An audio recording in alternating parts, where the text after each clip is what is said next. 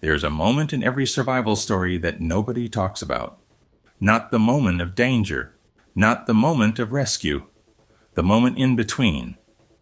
The moment when you realize, with absolute clarity, that no one is coming.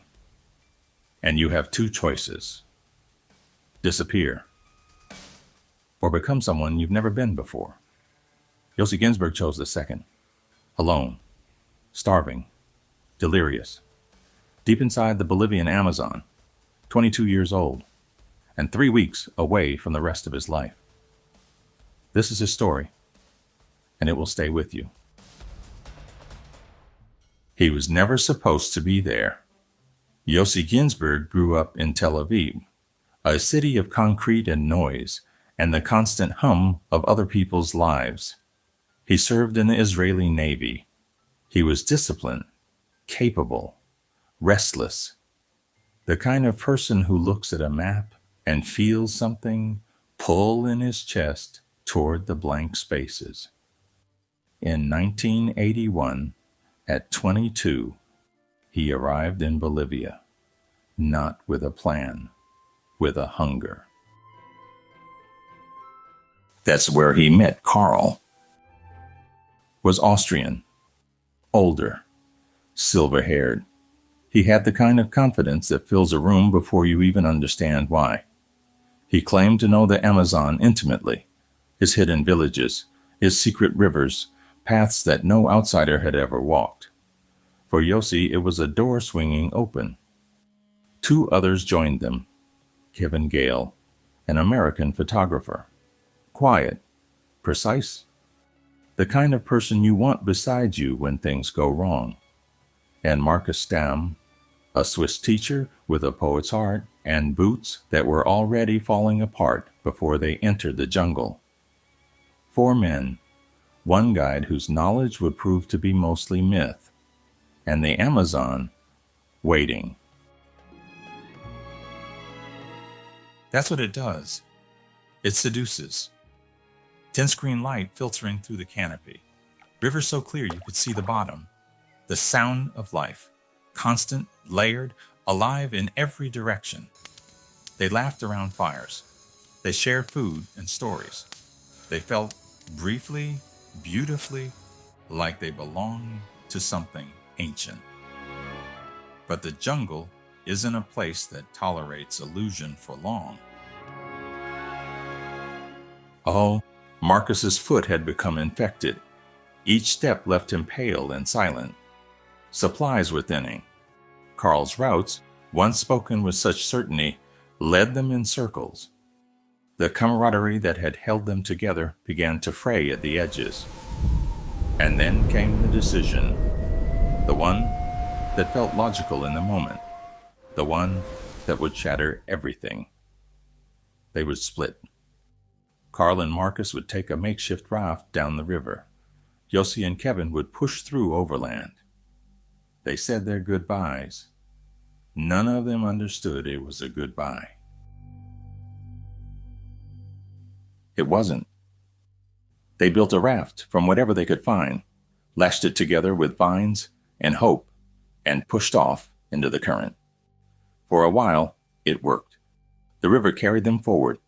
The jungle blurred past on both sides. Then the sound changed. A low roar. Growing. The current accelerated beneath them. The raft began to shudder.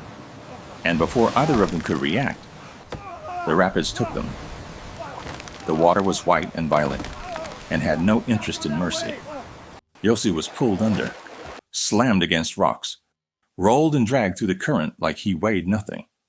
He surfaced, gasping, was pulled under again, surfaced, under, until finally, his hands found rock.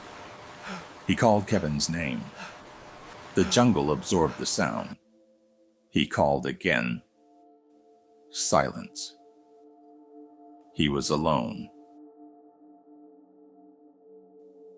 Not the hunger you feel when you skip a meal, the kind that hollows you. That makes your hands shake, and your thoughts blur, and your body start consuming itself. He ate what he could find, fruits he couldn't name, plants that might have been edible or might have been poison. He often couldn't tell until after. Insects, bark, anything. Then came the infections. Every scratch from the vegetation became a wound in the heat and humidity. His foot swelled until walking was a negotiation with pain. But he walked, because stopping was a different kind of death. The silence. Not the absence of sound. The Amazon is never quiet. There are birds and insects and the constant percussion of water and wind. The silence I'm talking about is different. It's the silence of not being known, of existing in a place where nothing, not a single living thing, knows your name. We don't understand how much we need that until it's gone. Being seen, being recognized, being called back into the world by someone who knows who you are. Without that, something begins to drift. Not because he was losing his mind, but because hearing a voice, even his own, was proof that he was still there, still real. He repeated songs, fragments of conversations, the names of people he loved, not to remember them, but to stop himself from disappearing. The hallucinations came without warning. His mind, starved and exhausted and pushed past every limit it had ever known, began to generate its own reality. He saw things, heard things, followed paths that didn't exist, stood at crossroads he couldn't trust. The jungle looked the same in every direction, the same trees, the same shadows, the same indifferent green. He followed rivers when his legs allowed. He thought about food with a specificity that bordered on prayer. A warm meal, a piece of bread, the smell of his mother's kitchen. Small things, ordinary things, the kind of things you spend your whole life not noticing. And in the middle of the Amazon, slowly dying, they became everything. He saw them. Footprints. In the mud beside the river. Human footprints. He stood there for a long moment, not trusting his own eyes. He had been fooled before, but these didn't dissolve. They held. He followed them, one step at a time, using the last of what he had. After surviving the rapids alone, he had been consumed by guilt so heavy it was almost physical. He had spent weeks coordinating with indigenous communities, local authorities, anyone who would listen, searching, refusing to stop searching. The rescue team found Yossi on the riverbank, barely standing, emaciated, infected, somewhere between this world and the next, but standing. 3 weeks after the Amazon swallowed him, Yossi Ghinsberg walked out. Slowly, incompletely, the way all real recoveries go. His body healed, his mind took longer, and the jungle never really left, not as trauma, as transformation. He wrote a book. It became an international bestseller.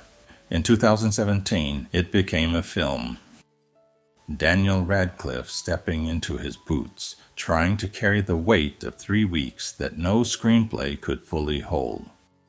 Yossi became a speaker, a teacher, a man who built a life from what the jungle gave him, not despite what happened, because of it. When people ask Yossi how he survived, he doesn't talk about techniques. He doesn't talk about luck. He talks about the decision, the one he made every single morning, in the dark, alone, with no guarantee it meant anything.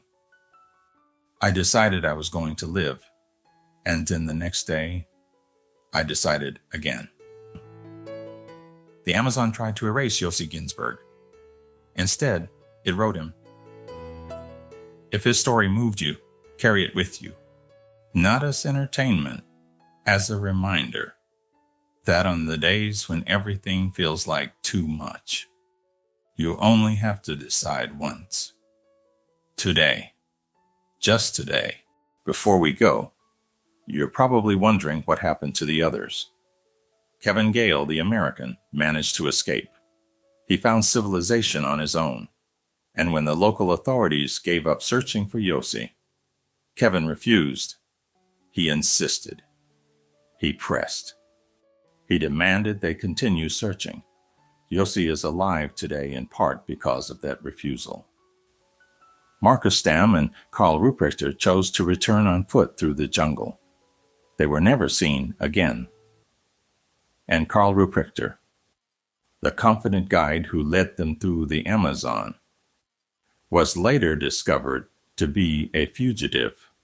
His experience was fabricated. His true identity never confirmed. His intentions unknown. The jungle holds its secrets. Subscribe for more true stories of survival. I'll see you in the next one.